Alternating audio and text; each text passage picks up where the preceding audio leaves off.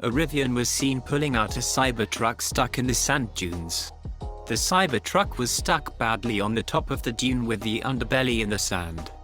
We were fully expecting the back half of the Cybertruck to come off.